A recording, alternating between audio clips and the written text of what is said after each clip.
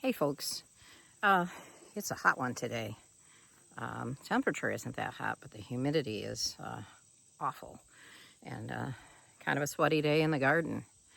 So I'm here in my tomato patch at the farm, and I'm having the terrible tomato blues again.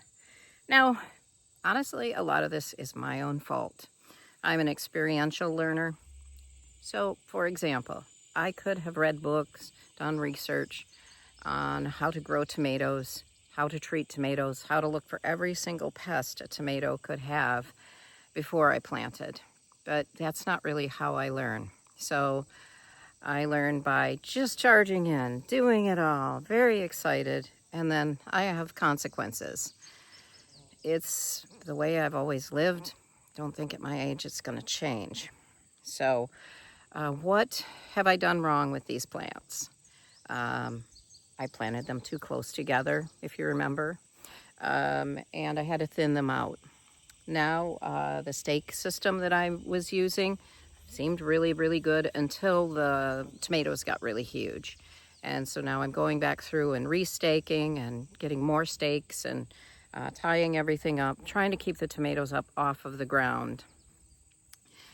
Something that I do expect with tomatoes, but always hate, is when I start getting this.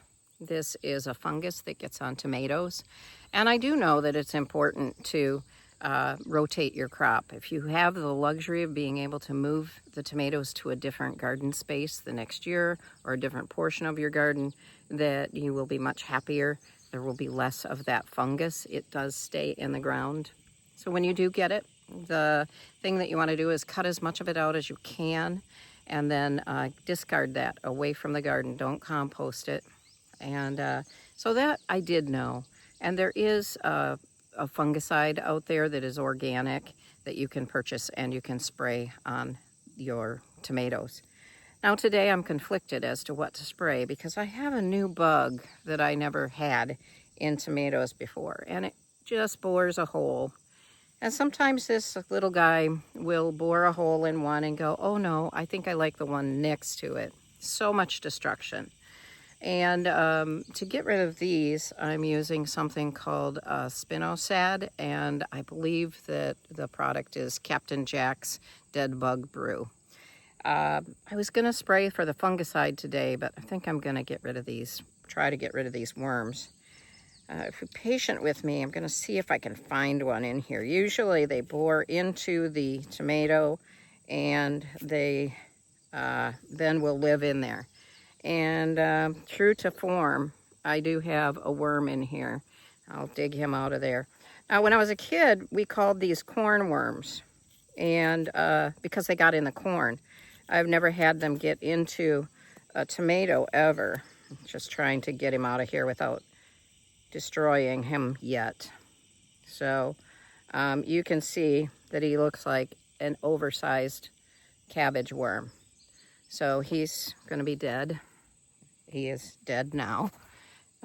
So I'm going to go ahead and spray for that today.